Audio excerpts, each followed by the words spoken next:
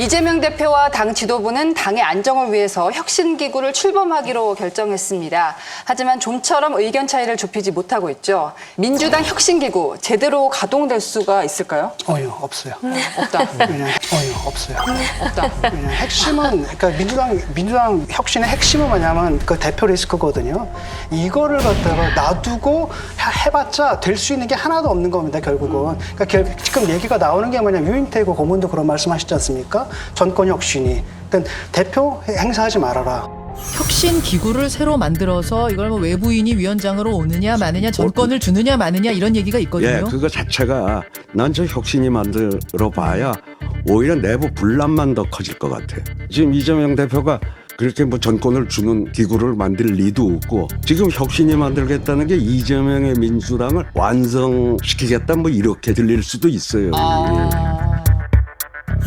옛날에도 그랬잖아요. 문재인 대표도 당의 위기에 처했을 때 네. 전권 혁신이 만들어가지고 했고요. 그 다음에 또 그 비대위 체제가 있었고 그래가지고 둘을 쳐냈죠. 이해찬하고 누굽니까? 정청래.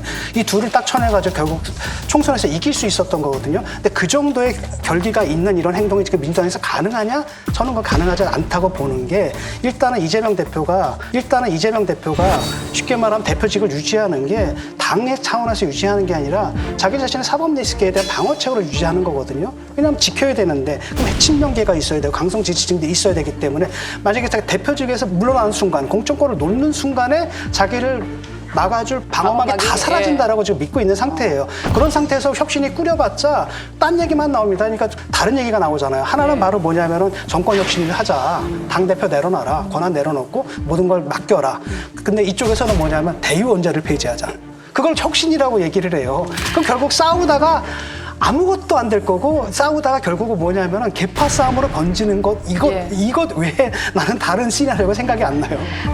가지고 계신 정보가 많지 않다 보니까 이제 편견을 갖게 되고 이제 쉽게 모든 것들을 프레임 안에서 바라보는데요. 저는 돈봉투 사건도 심각하지만 돈봉투 사건이 초래될 수밖에 없는 그 지역 정치의 고루한 것들, 그건 민주당의 난 더 무서운 적폐라고 생각합니다.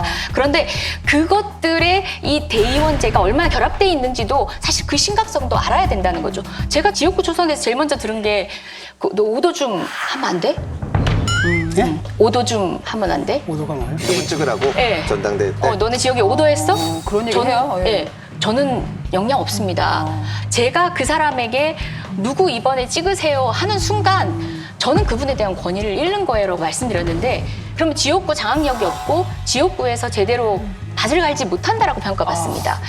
그런 방식으로 가다 보니까 소위 뭐 무더기로 당원 가입시키고, 그래서 선거철 되면은 당원이 확 늘어나고, 이제 뭐 대통령 선거에 억울해서 들어오는 그런 당원들이 아니라 예. 당원 생활을 안 하다가 나를 경선에서 뽑아줄 당원들을 확 넣었다가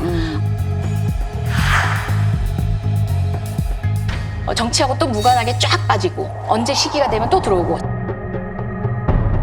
자기가 당원 가입했는지도 모르고 있고 사실은 저쪽 이중당적도 가질 수 있는 그런 사람들을 조직적으로 휘하에 넣을 수 있는 많은 사람들이 대의원으로 들어와 있습니다. 아까 말씀하신 저는 대의원제 방금 이재정 의원님이 말씀하신 문제가 분명히 있다고 있어요. 생각합니다. 네. 근데 지금 민주당 의원이 20명이 돈봉투를 받았다, 30명이 받았다 하면 이걸 도려내는 일을 해야 되거든요. 근데 혁신이가 딴 의제를 제기하는 겁니다. 이 기회에 대의원제 대의원 바꾸자. 없애자. 그러니까 말하자면 초점을 돌리는 거죠. 밖에서는 어떻게 민주당에서 아직 지금 2023년에 전당대회에서 의원들이 20명이 300만 원씩 돈봉투를 받냐.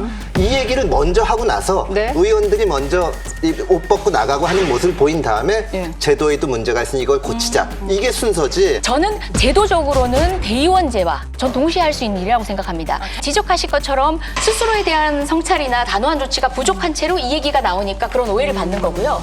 저는 당이 단호한 조치를 취해 나감과 동시에 정말 전략적으로 강한 조치를 할 필요가 있고, 우리 당 국회의원들도 예. 단호하게 얘기할 필요가 있고요. 근데 보다 이재정 본질적으로. 의원이 마치 지금 단호하게 하고 있는데 이렇게 오해가 있는 것처럼 얘기를 하는데 탈당은 단호한 게 아니에요. 저는 탈당은 단호한 게 아니에요. 저는 아니 분명히 거기 나왔잖아요. 윤관석 의원 최고위원회에 불러야 된다. 그래서 당신이 지금 얘기한 거가 뭐라고 돼 있냐면 아니 나는 그 사람들한테는 안 주려고 그러는데 그 3명이 자기들도 달라 그래서 내가 그 사람들 줬어. 나는 인천 두라고 원래 안 주려고 그랬는데 얘들이 보더니 또 형님 야 한 개 우리도 주세요 또 그래갖고 거기서 3개 뺏겼어. 이게 누구냐? 이거를 물어봐서 출당을 시켜야죠. 근데 탈당만 하면서 대의원제 문제를 삼으니까 이거는 전혀 설득력이 없다. 문제는 뭐냐 이런 거란 말이죠. 단호한 조치를 참 좋죠. 근데 왜 못하느냐 이유가 있거든요. 일단 이성만 윤관석 의원 체포동에 나와 있죠. 어쩔 겁니까? 원래는 가결시켜야 되거든요. 가결시켜야 되는데 이 가결을 시키게 되면 다음에 이제 누구예요? 송영길이고 그 다음에 누굽니까? 이재명이거든요. 그때쯤 이건 가결했는데 이거 사실 보면 돈 300만 원, 1,100만 원 이거거든요. 이쪽 대장동 이건 엄청나단 말이죠. 이런데 여기서 또 대장동까지 왜 그러니까. 나옵니까? 저는 그러니까 이런 문제가 있기 때문에 네. 이런 문제가 있기 때문에 단호할 수가 없는 거죠. 지금 굉장히 난감할 겁니다. 이걸 어떻게 할 건가? 왜냐하면 부결을 시키면 이제 국민들한테 온갖 욕을 먹을 거고 가결을 시키게 되면 이게 바로 딜레마로 돌아오거든요. 그러니까 이도 못하고 저도 못하고 그러니까 단호한 조치를 취할 수 없는 게 바로 이재명 대표 때문이에요. 기승전 이재명으로 가는 거는 대선 때부터 계속 해왔던 논쟁들이고 저는 여튼간에 지금 이 상황에서 외부 혁신이 같은 방식은 김상곤 혁신위를 자꾸 예로 들 수 있는데 그게 바로 정치 혐오에 기반한 각종 제도를 불러와서 결국은 맞지 않는 옷을 입었던 기억이 있거든요.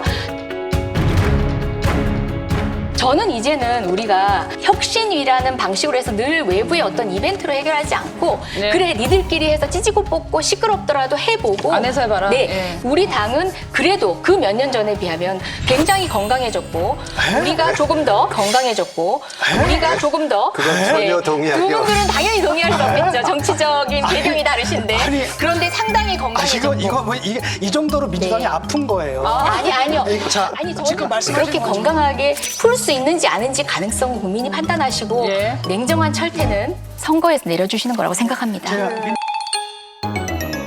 저희가 지금 문제가 되고 있는 돈봉투 문제를 좀 할 수밖에 없는데 이성만 의원이 이제 구속영장 청구서를 공개했는데 보니까 경쟁 후보 캠프에서 금품을 뿌린다 이런 정보를 윤관석 의원이 입수해서 돈봉투를 제공하는 것을 계획했다 이런 내용이 담겨 있었습니다. 현역 의원 10여 명에게 300만 원짜리 돈봉투 20개를 뿌린 혐의를 받는 윤관석 의원. 국회 본회의에 제출된 체포동의안 요구서에 당시 상황이 구체적으로 담겼습니다. 2021년 4월 말 윤 의원이 일부 지역에서 송영길 당대표 후보 지지율이 2위로 밀리고 상대 캠프에서 금품을 제공한다는 정보까지 들려오자 현금 살포를 지시했다는 겁니다. 이후 이정근 전 부총장에게 300만 원 봉투 10개를 전달받았고 이를 대의원과 권리당원 투표 첫날인 4월 28일 송 후보 지지를 호소하며 국회 외교통상위원회 소회의실에서 현역 의원에게 전달한 것으로 봤습니다. 이튿날에도 300만 원 돈봉투 10개를 더 받아 의원회관에서 건넨 것으로 검찰은 파악했습니다. 먼저 금품을 뿌린 후보가 누군지는 밝히지 않았습니다. 당시 경쟁 후보 캠프라면 우원식 홍영표 의원이잖아요. 이 캠프에서 먼저 돈봉투를 돌리고 있다는 소문 듣고 이쪽에서 돌린 거다. 뭐 이렇게 얘기가 되는 것 같아요. 어떻게 보십니까? 그게 사실이라면은 큰일이고요. 그리고 아마 검찰이 그냥 넘어가지는 않겠죠. 또다시 광풍이 불어오겠죠. 돈봉투 시즌2가 시작되지 않을까 걱정이 되네요. 저는 공소장을 이성만 의원 본인이 이걸 공개했다라고 하는 게 더욱더 놀랍다라는 생각을 하게 되는데요. 이 본인이 공개한 이유는 아마 다른 캠프도 한다더라 이 말을 다른 의원들에게 전달하기 위해서 아마 공개한 것이 아닌가 이런 생각이 들고요. 그걸 전달하는 이유가 무엇일까? 결국 캠프 동의서가 이미 제출이 되어 있고 6월 12일 날 투표를 한다고 합니다. 그래서 이 투표에서 이 수사가 나한테만 국한하는 것은 아닐 거야. 그러니까 그러니까 반대해라 이런 뜻이 아닌가 하는 생각이 들고요. 근데 이거는 민주당이 자율 투표 방침을 세웠거든요. 결과를 좀 어떻게 예측하세요? 이것은 그 사람을 단죄하기 위해 이 행위가 국민이 부도덕하다고 생각하십니까 아닙니까에 대한 투표가 아니라 구속을 하는 게 마땅합니까 아닙니까에 대한 문제이거든요. 그 부분에 대해서는 요건적으로 판단할 수밖에 없습니다. 근데 당으로서는 딜레마예요. 이 문제를 단호하게 처분하느냐 아니냐의 문제로도 사실은 정치적으로 읽혀져 버리니까 저는 그 딜레마가 있는 건 사실이에요. 저는 딜레마가 전혀 없다고 생각하고요. 왜냐하면 이거는 정치인 개인의 문제인데 저는 사실은 납득이 안 가는 게 이재명 대표의 경우에는 여러 차례에 걸쳐서 나는 불체포 특권 반대한다. 폐지해야 된다. 나는 이거 이용하지 않겠다고 했거든요.